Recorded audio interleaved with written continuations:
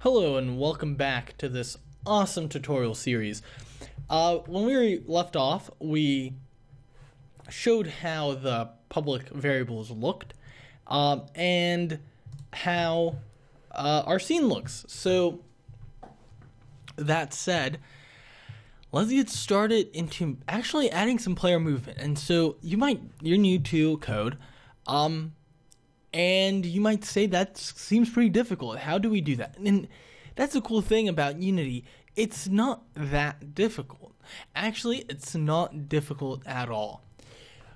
After having these variables set up, we need one more variable, and that would be to control our rigid body, which would be the driving force in our mechanism to make our player move. So let's do private, because we're not going to call it from anything, and we want a rigid body, which is like a rag doll would be a rigid body. Just physics engine, it would be in your rigid body. Rigid body, and let's call it something cool, like rigid body with an underscore.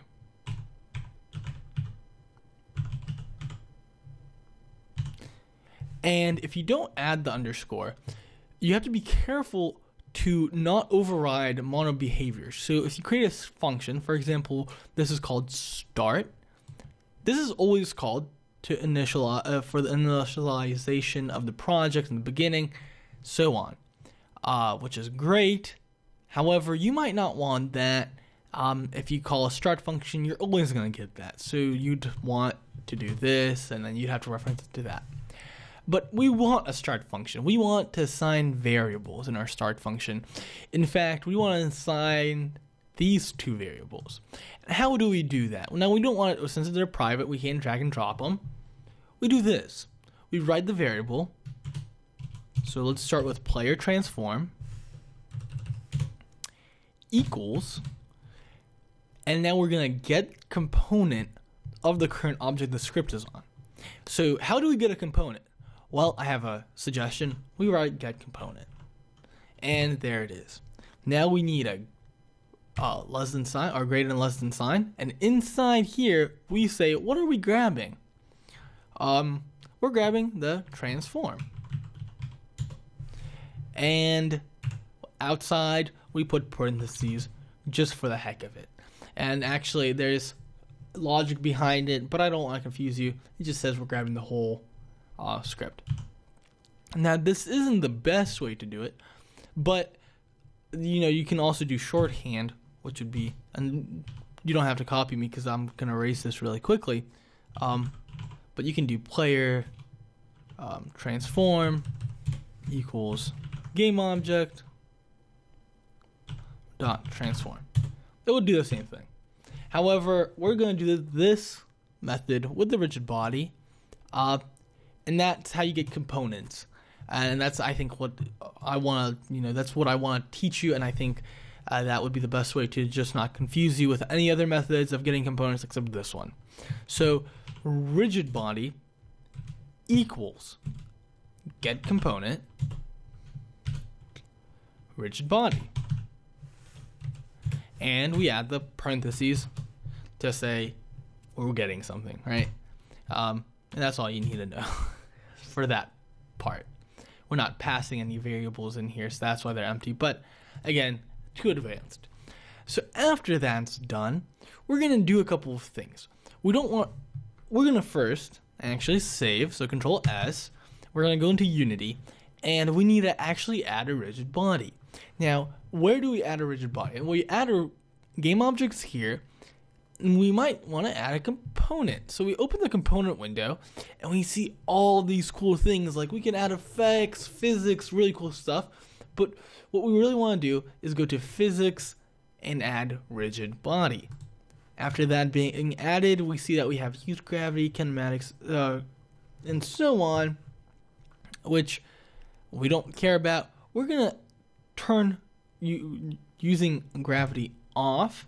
We can also do this via code, and we're going to just to show you how powerful code can be. So if we want to make this just a drag and drop ready code, we might want to do something like this. So we're calling our rigid body script, we've already stored it, right? So rigid body dot using, and again, everything in the inspector is public. So we can go using gravity. Since I saw it in the inspector, I know it's public, and we can just pass false, like so. And if we go into Unity here, we see rotation, freeze rotation, and we can check all these. Or, better yet, we go to our code, and we go rigid body dot freeze rotation. And actually, if you don't know that there's such a function, you can just hit dot, and you can just scroll down. And here, you have a little tooltip. Controls whether physics will change the rotation of the object. And no, it will not. So freeze rotation equals true. After that being set up, we're ready to code. Now we have update is called once per frame. And you might say, well, we can just put the code in here. And yes, we can. We can code our whole physics engine in the update. However, our update is doesn't use the correct frame rate. There's going to be latency, so on. It won't really be true physics unless we do fixed update. So we're going to put fixed right here. Fixed. And what this is the fixed frame rate call. So no matter what your latency and frame rate is, your fixed update is always going to be the same. So now here we will start coding, and we're going to start by turning around our object. Something really interesting, right? So how do we do that? Well, we have our transform, so we're going to do player transform dot rotate, because that's what we want to do, right? We want to rotate. And it's going to ask us to pass Euler angles. And you're like, what is a Euler? What are Euler, sorry. And then Euler is this guy, and he created if and then statements. You don't really care. What you care about is the angles, and it's X, Y, and Z. Vector 3 is X, Y, and Z. And that's all that matters.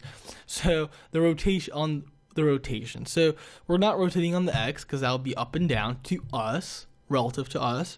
We're rotating on the Y. So let's leave that empty, and we're not rotating on the Z. And inside the Y, how are we going to rotate it? And if we go back to Unity, remember when I started this tutorial series, I told you about this cool thing in our edit and our project settings. It's called our input manager. And here you don't have to edit anything. We're going to use the basics like I typically do. And we're going to open the horizontal. Now, it's called horizontal, negative button left and right, and it has the inputs for the game. So let's say we want to use arrow keys, horizontal would understand that our left and right arrow key is horizontal, but also A and D is horizontal. And the latency and the sensitivity for the Xbox controller. So using this would assure us that we could use this on any platform. And that's what we're going to do. We're going to go back to our code here now.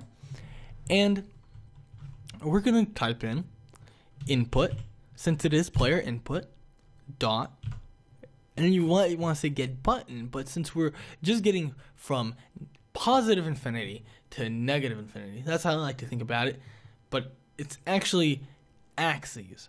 We're going from the horizontal axes. So no matter what button, no matter what object, we're just getting the axes. So get axes. And what is it called? Well, I told you it's called horizontal. And spelling is just of crazy importance. Without it, we might not get the right axes. So that's that. Now let's make it spin. And let's add a semicolon here. Hit save, Control S, go into Unity, and we hit play. Oops. horizontal is not set up. And I misspelled horizontal because I did not capitalize H. Let's capitalize H. Let's save this, go to Unity, hit play. And now, like so, we are gold. We are spinning the cube. And that is it for part 6 of this tutorial series. Join us in part 7 when we start adding movement so we can move the player around the plane or the cube ground thing. Haha.